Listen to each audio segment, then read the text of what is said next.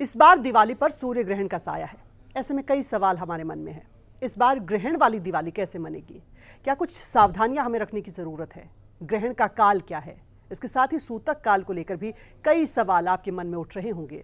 इन्हीं सवालों पर आज हम बातचीत करेंगे। स्टूडियो में हमारे साथ मौजूद हैं आचार्य डॉक्टर विवेक जी। आचार्य जी, बहुत स्वागत है आपका स्टूडियो में। धन्यवाद।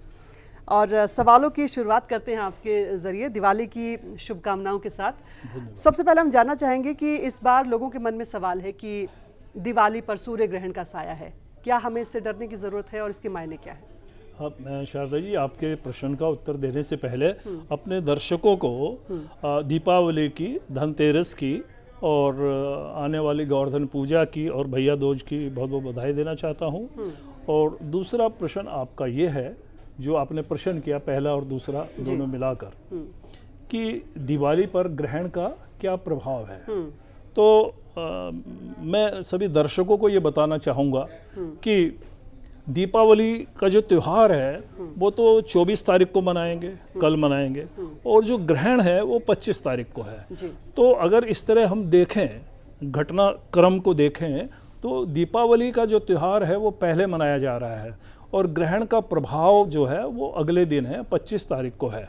और इसको दूसरे इस तरह से भी समझ सकते हैं कि अगर ग्रहण का हम सूतक काल की जैसे बात करते हैं तो सूतक काल भी वो 25 तारीख की मॉर्निंग से ही है और दीपावली का जो त्यौहार है वो तो 24 तारीख की रात्रि को हो जाएगा। तो शास्त्रोक्त भी ये बात है और मेरे अनुभव से और मेरे ज्ञान से भी ये बात है कि दीपावली अपने आप में बिल्कुल वैसे ही शुभ रहेगी जैसे पूर्व में रहती रही है और दीपावली पर इस ग्रहण का कोई भी अशुभ प्रभाव नहीं है। इसके अलावा आचार्य जी, जो मेरे मन में एक सवाल उठ रहा है वो ये कि जब भी ग्रहण की बात होती है तो लोगों को डर क्यों लगता है? क्या वजह होती है? ग्रहण में ऐसा क्या बदलाव आता है जिसकी वजह से लोगों को शायद डर लगता है? आपने ये बहुत अच्छा प्रश्न किया। असल में इसके पीछे कुछ भ्रांतियां हैं और कुछ जो है वो चीज़ों को प्लेस करने का एक तरीका रहा है, एक नैरेटिव जिस तरह से पास्ट में रहा है, इसको इस तरह से देख सकते हैं कि जो ज्योतिष शास्त्र है वो सनातन है, बहुत पूर्व से है। जब से वेद हैं तब से ज्योतिष शास्त्र है। और ये जो ग्रहण कब होगा, पूर्णिमा कब होगी, अमावस्या कब होगी, प्रतिपदा तिथि किस रोज है, ये जो खगोल मंडल की जो सूर्य और चंद्र को लेकर घटनाक्रम है वो सारा ज्योतिष शास्त्र में उसका विवरण है। और वो शुरू से ही, जब से अनादिकाल से वो ज्योतिष शास्त्र इनके बारे में अपनी व्याख्या करता रहता है और भविष्य बताता रहता है कि 10 साल बाद इस समय ये सूर्य ग्रहण होगा, ये चंद्र ग्रहण होगा। अब तो खैर नासा के माध्यम से बहुत चीजें देखी जा रही हैं, लेकिन नासा से पूर्व में भी ज्योतिष शास्त्र इस सब विषय की जानकारी समाज को, देश को, विश्व को देता रहा है। इसके अलावा सूर्य ग्रहण में माना जाता है कि कुछ काम नहीं करने चाहिए, कुछ कामों को लेकर प्रतिबंध रहता है। अगर हम सूतक काल को समझना चाहें, सूतक काल क्या मायने क्या होते हैं? देखिए, सूतक काल को मैं इस तरह से समझता हूँ और समझाने की कोशिश करता हूँ कि जो भी घटना होती है, जो भी इवन हम अपने जीवन में कोई कार्यक्रम करते हैं तो उसकी प्रिपरेशन करते हैं, वो पहले प्रिपरेशन होती है। अब अगर मैं इस तरह से कहूँ कि सुबह सूर्य 7 बजे निकलेगा, लेकिन प्रकाश तो 7 बजे से पहले हो जाता है, तो 7 बजे जब तक सूर्य निकले नहीं, प्रकाश पहले कैसे हो रहा है, जिसे हम उषा काल कहते हैं। तो वो जो प्रकाश पहले आ रहा है, इसका मतलब खगोल में जिस तरह से नक्षत्रों की, ग्रहों की घटनाएं हो रही होती हैं, उनका प्रभाव पहले से आना शुरू हो जाता है। जिस तरह से उषा काल सूर्य के उदय होने से पहले आता है। और हम अपने दैनिक उसमें भी देखते हैं, जब हम कोई कार्य करते हैं तो कार्य का समय तो कुछ और है, लेकिन उसकी प्रिपरेशन पहले से शुरू हो जाती है। प्राचीन ऋषियों ने इसके प्रभाव को इस तरह से देखा कि जब चंद्र ग्रहण या सूर्य ग्रहण होता है तो उसका प्रभाव हमारे ऊपर पीछे 12 घंटे से आना शुरू हो जाता है। वैज्ञानिक आधार पर जानते हैं सर आपसे कि कई बार कहा जाता है कि जब आमतौर पर भी हमारे जीवन में कहा जाता है कि सूरज ढलने के बाद हमें कुछ खाना नहीं चाहिए, हमारे स्वास्थ्य के लिए बेहतर नहीं होता। ऐसे में सूर्य ग्रहण के दौरान कुछ खाने पर प्रतिबंध, कुछ काम करने पर प्रतिबंध, उसके वैज्ञानिक आधार पर क्या मायने रहते हैं? देखिए, जो वैज्ञानिक आधार है वो आज के समय में इस पर बहुत रिसर्च हो रही हैं और पुरातन जो ऋषियों ने इसके ऊपर जो रिसर्च की, उसके जो रिसर्च पेपर है वो तो अवेलेबल है नहीं, लेकिन हमने अपने दैनिक उसमें देखा है कि जब सूर्य ग्रहण या चंद्र ग्रहण होता है जी। तो उसकी जो रेडिएशन है, उसका जो प्रभाव है जो धरती पर जहाँ तक वो पहुँचता है, जैसे सूर्य जब निकलता है तो निकल तो कहीं और रहा है, लेकिन प्रकाश पूरे घर में भी फैलता है। प्रकाश घर में तो सूर्य निकल नहीं रहा, इसी तरह से ग्रहण तो कहीं और हो रहा है, लेकिन उसका जो प्रभाव है, उसका जो रेडिएशन है, वो उसका व्यापक प्रभाव होता है। ठीक है। और अब हमें हमारे दर्शकों को ज़रा ये भी बताएं कि किस वक्त से किस वक्त तक सूर्य ग्रहण का जो साया है वो रहने वाला है। देखिए, आपने बहुत अच्छा पूछा। मैं बात करता हूँ दिल्ली एनसीआर की। दिल्ली एनसीआर में सूर्य ग्रहण 4:29 शाम 25 तारीख को शुरू होगा और उसका मध्य काल 5:30 पर है और सूर्य जो है 5:38 पर अस्त हो जाएगा, लेकिन ग्रहण 6:26 तक रहेगा। तो कुछ लोग इसको इस तरह से समझते हैं कि साहब ग्रहण 6:26 तक रहेगा तो दिल्ली एनसीआर में ग्रहण का प्रभाव भी 6:26 तक रहेगा, लेकिन ऐसा मेरे मत में नहीं है। उसका कारण यह है कि जब सूर्य अस्त हो गया तो उसके बाद ग्रहण तो यहाँ दृश्य है नहीं, और वैसे भी आप देखते हैं कि जब अमेरिका, यूरोप वगैरह में ग्रहण होता है, जब भारत में दृश्य नहीं होता तो उसका प्रभाव भारत में कहाँ माना जाता है, कोई नहीं मानता है। तो इसलिए जो दृश्य समय है ग्रहण का, उस समय उसका प्रभाव रहेगा और वो सूर्य अस्त तक ही रहेगा। और आप उसको इस तरह से अगर थोड़ा सा और प्रिकॉशन लेना चाहें, जबकि उसकी आवश्यकता नहीं है, तो 6:26 तक मानकर उसके बाद जो अपने दैनिक कार्य हैं वो करें। इसके अलावा जैसा कि आपने बताया था कि वैसे तो नुकसानदायक किसी भी तरीके से ये सूर्य ग्रहण नहीं रहने वाला है, लेकिन सावधानियों का भी जब हम जिक्र करते हैं तो कौन सी सावधानी रखनी चाहिए, किन किन बातों का ख्याल रखना चाहिए, क्योंकि त्योहारों के मौके पर कोई भी नहीं चाहता कि किसी भी तरीके से कुछ कमी रह जाए त्योहारों के सेलिब्रेशंस में। देखिए, जहाँ तक दीपमालिका के त्योहार की बात है, उसमें ग्रहण को लेकर कोई सावधानी की आवश्यकता नहीं है, क्योंकि ग्रहण का ना वहाँ सूतक काल है ना ग्रहण होने का कोई काल है। ग्रहण का जो सूतक काल है वो अगले दिन 25 तारीख को 4:29 से शुरू होगा मॉर्निंग में, और वो उसके बाद ग्रहण का समय जैसा मैंने अभी पूर्व में बताया है 4:29 शाम को शुरू हो जाएगा। तो उस तरह से अगर हम देखें अपनी दीपमालिका पर, अपने इस त्योहार पर इस ग्रहण का कोई भी प्रभाव नहीं है और ना हमें लेना चाहिए। और दूसरे, ग्रहण को ये एक घटना है, खगोलीय घटना है, इसको हमें उस तरह से लेना चाहिए, इससे किसी तरह का डर या भय या किसी तरह की अपनी मनोवृत्ति को बिगाड़ने की आवश्यकता नहीं है। जैसे और घटनाएं यूनिवर्स में हो रही हैं, वैसे ये भी एक घटना हो रही है। इस घटना में जैसे क्या क्या सावधानी रखनी चाहिए, जैसे सूर्य ग्रहण को नंगी आंखों से नहीं देखना चाहिए, तो नंगी आंखों से नहीं देखना चाहिए, अवॉइड करना चाहिए कि जहां सूर्य ग्रहण हो रहा है उस तरफ हम ना देखें। कोई देखने की कोई आवश्यकता भी नहीं, जो वैज्ञानिक लोग हैं उसको देख रहे हैं, समझ रहे हैं, साधारण जन को उसकी क्या ज़रूरत है। लेकिन अगर आप जाएं तो उसके प्रिकॉशंस लें, जिस तरह के किसी अपने जो डॉक्टर मित्र हैं, नेत्र के हैं, उनसे पूछें कि क्या किस तरह का चश्मा लगाएं और उसको देखें। तो इस तरह से कुछ आप फिजिकल लेवल पर सावधानियां रख सकते हैं। इसके अलावा आमतौर पर लोग ये भी मानते हैं कि अलग अलग राशियों पर भी शायद सूर्य ग्रहण का असर पड़ता होगा। विवेक जी, आपको लगता है कि किसी एक राशि के हिसाब से इसका कम ज़्यादा असर होता है सूर्य ग्रहण के? हाँ, देखिए, इसको हम इस तरह से लेते हैं, ज्योतिष की दृष्टि से अगर हम लें तो जिन राशियों से ग्रहण, सूर्य या चंद्र ग्रहण 3, 6, 11वें हो रहा होता है, उनको ये शुभ रहता है, और जिन राशियों से 4, 8, 12वें हो रहा है उनके लिए अशुभ रहता है। तो इस तरह से क्रम से अगर हम राशियों को देखें तो ये ग्रहण जो है ये धनु राशि, सिंह राशि और मकर राशि और वृष राशि के लिए शुभ है। और अगर हम देखें कि मध्य किन राशियों के लिए है तो मेष राशि, कुंभ राशि और कन्या राशि के लिए ये मध्यम प्रभाव है। और अशुभ प्रभाव चूंकि तुला राशि में ये ग्रहण हो रहा है जी। तो वैसे मैं इसमें थोड़ा सा बता दूं, तुला राशि में ग्रहण जरूर हो रहा है, लेकिन तुला राशि का जो स्वामी है शुक्र, वो वहीं पर है, तो अशुभ प्रभाव तो होगा, लेकिन ऐसा बहुत ज़्यादा अशुभ प्रभाव तुला राशि वालों को नहीं होगा। जबकि बुध की कन्या राशि बराबर में है, लेकिन बुध कन्या राशि में है, तो इसलिए कन्या राशि वालों को भी ऐसा इसका कोई अशुभ प्रभाव देखने को नहीं मिलेगा। और अब अगर हम बात करें मीन राशि को, मीन राशि जो है, मीन राशि से अष्टम ग्रहण हो रहा है, लेकिन मीन राशि में ही गुरु है, तो उनको भी ये जैसे बताया जा रहा है कि बहुत अशुभ प्रभाव होगा, ऐसा कुछ होने वाला नहीं है, चूंकि उनके राशियों के स्वामी वहीं पर हैं, तो इसलिए उसकी वो उस तरह से रक्षा करेंगे। और इसी तरह से शनि जो है वो मकर राशि में है, तो उनको भी कोई अशुभ प्रभाव इसका विशेष होने वाला नहीं है। तो इस तरह से अगर हम देखें, जिस समय ग्रहण होगा उस समय मीन लगन होगा, और मीन में ही, और तुला राशि में ग्रहण हो रहा होगा और मीन में ही गुरु हैं, और वो तो इस दृष्टि से अगर हम देखें जी। तो इसका कोई विशेष अशुभ प्रभाव जनसाधारण पर नहीं होने वाला है। वैसे तो आचार्य जी आपने बताया कि दिवाली के अगले दिन सूर्य ग्रहण रहने वाला है, लेकिन आमतौर पर दिवाली की पूजा, लक्ष्मी पूजा होती है दिवाली के दिन, और अगर हम पूरे देश में देखें तो पूजा के अलग अलग तरीके होते हैं। अगले दिन गोवर्धन पूजा भी होती है।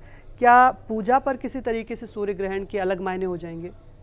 नहीं, जो दीपावली की पूजा तो रात्रि में ही है। अगर हम उनको टाइम फैक्टर भी देखें, अपने पूरे देश का टाइम फैक्टर देखें, तो उसमें इतना अंतर नहीं है कि वो यहाँ पर फर्ज कीजिए कि जो लोकल टाइम है वो उस समय फर्ज कीजिए 7 बजे है और कहीं पर लोकल टाइम 6:30 बजे है या 7:15 बजे है, तो उससे फर्क नहीं होने वाला। वो रात्रि में ही होगा, और सूतक काल अगले दिन मॉर्निंग में आना है 4:29 में, तो बहुत सफिशिएंट समय है और इस समय में कोई भी अंतर नहीं है। ठीक है। आमतौर पर क्योंकि दिवाली दीपों का उत्सव है और पूरी जो दुनिया जगमगाती हुई हमें दीपों से नज़र आती है, इस बार भी जब दीपावली की त्यौहार की अगर हम बात करें, पूजा पाठ की बात करें, किस तरह की सावधानियां खास तौर पर रखनी चाहिए, कौन से वक्त पूजा अर्चना करनी चाहिए? बहुत सारे लोग शायद इन बातों में यकीन नहीं रखते कि पूजा का कोई खास वक्त होना चाहिए। आपके हिसाब से इसके मायने क्या हैं? देखिए, मैं ज्योतिष की दृष्टि से कहना चाहूँगा कि कोई भी जो लक्ष्मी की पूजा है, असल में लक्ष्मी के प्रति हमारा भाव क्या है कि लक्ष्मी हमारे साथ स्थिर रहे, स्थिर मतलब परमानेंट रहे। तो इसलिए जो स्थिर लगन है, 3 तरह से लगन की कैटेगरीज है, चर, स्थिर, द्विस्वभाव। तो जो स्थिर लगन है उनमें हमें लक्ष्मी की पूजा करनी चाहिए। तो जैसे अमावस्या शाम को आ रही है, तो उसके बाद जो वृष लगन है वो स्थिर लगन है, उसमें कर सकते हैं। उसके बाद सिंह लगन है, उसमें कर सकते हैं। सिंह लगन जरा देर से आएगा, तो जिनको जल्दी पूजा करनी है वो 6:55 से लेकर 8:30 तक सायंकाल से रात्रि में कर सकते हैं, और जिनको देर से करनी है वो 1:30 से लेकर 2:30 में सिंह लगन में कर सकते हैं। जी। यानी 6:55 से 8:30 बजे के आसपास तक का आपने एक समय बताया जिस पर आमतौर पर लोग पूजा करने वाले हैं। और इसके अलावा आपसे समझना ये भी चाहेंगे कि जैसा कि आपने बताया कि ज्योतिष विद्या है, इसे आप जिस तरीके से समझ सकते हैं वैसा शायद मैं नहीं समझ सकती, या आगे वाली जनरेशन जो है वो कई बार लॉजिक ढूंढने लग जाते हैं कि शायद इन बातों में लॉजिक नहीं है। आप हमें समझाएं कि जब हम सूर्य ग्रहण पर कुछ उपायों की बात करते हैं तो उसके हिसाब से आपके लिए क्या मायने हैं, और हमें कैसे समझा सकते हैं कि सूर्य ग्रहण पर अगर कुछ उपाय किए जाते हैं तो वो क्यों किए जाते हैं? बहुत सुंदर, आपने बहुत सुंदर प्रश्न किया है। मैं इसको इस तरह से समझाता हूँ। आध्यात्मिक दृष्टि से जब संधि काल होता है, संधि काल वैसे भी हमारे दिन में 3 बार तो साधारण तौर पर हम देखते हैं, और 4 बार वैसे होता है। एक संधि काल प्रातः होता है, सूर्य अंधेरा जा रहा है और प्रकाश आ रहा है, तो उसका जो बीच का समय है जिसे हम उषा काल कहते हैं, वो संधि काल है। ऐसे ही दोपहर में जब सूर्य जो है बिल्कुल ऊपर होता है, जब हमारी परछाई 0 हो जाती है, वो एक संधि काल है। एक सायंकाल में जब सूर्य अस्त हो रहा होता है और रात्रि आ रही होती है, वो समय संधि काल है।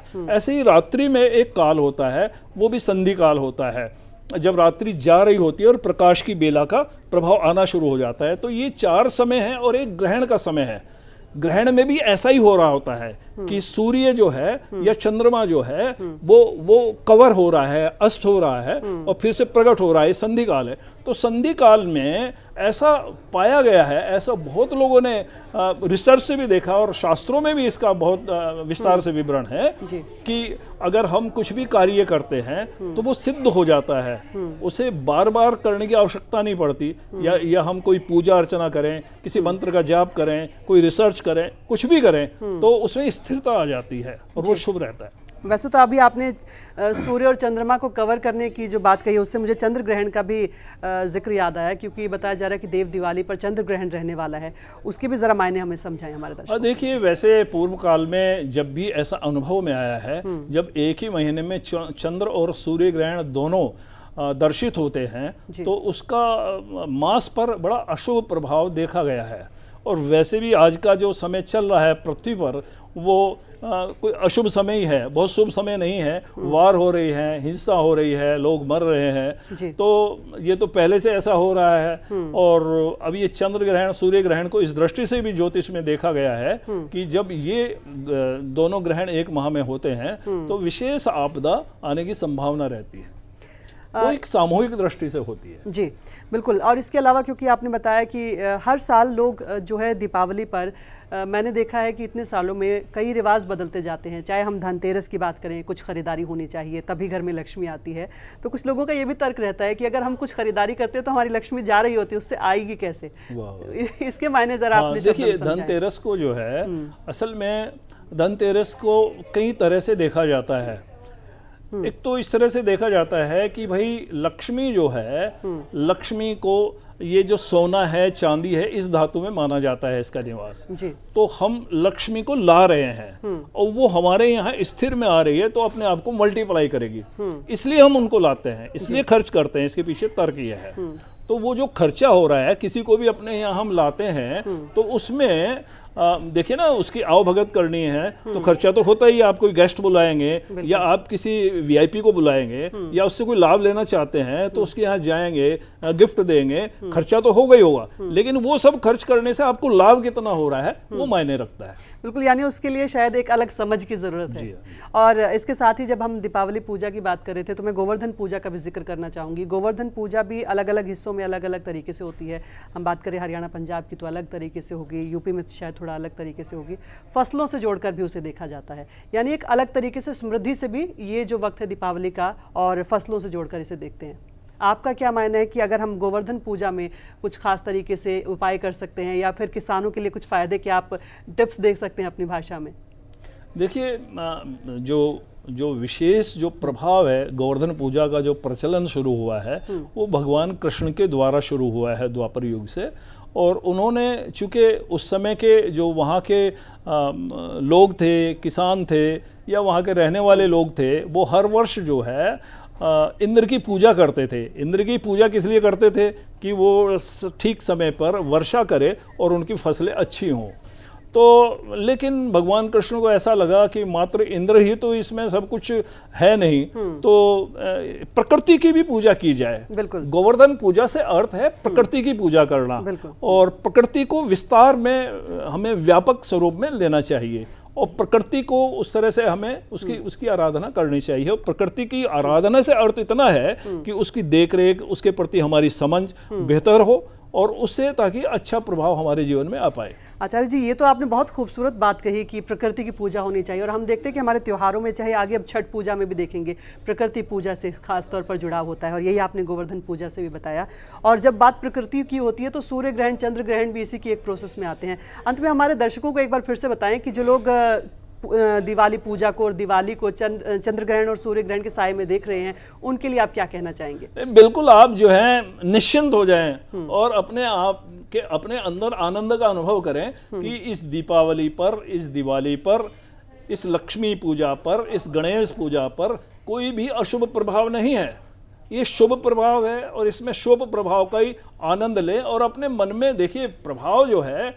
एक और मैं आपको कहना चाहूँगा कि शास्त्रों में कहा है, ये शास्त्रों की बात मैं कर रहा हूँ और मैंने अनुभव में भी देखा है कि जब आप किसी कार्य को ईश्वर का नाम लेकर, ईश्वर का ध्यान लेकर शुरू करते हैं तो वो कार्य अशुभ समय हो या कोई भी समय हो, वो शुभ ही रहता है। तो एक तो जब भी आप कोई कार्य करें, चाहे वो लक्ष्मी पूजा हो या अन्य आपके जीवन में कोई भी कार्य हो, जब भी आरंभ करें तो ईश्वर का ध्यान करें। जिन ईश्वर को आप मानते हैं उनका ध्यान करें, उनका नाम लें, उनको अर्पण करें और उनसे कनेक्शन करके, अपने आप को कनेक्ट करके उस कार्य को करें तो उसमें शुभता ही रहेगी।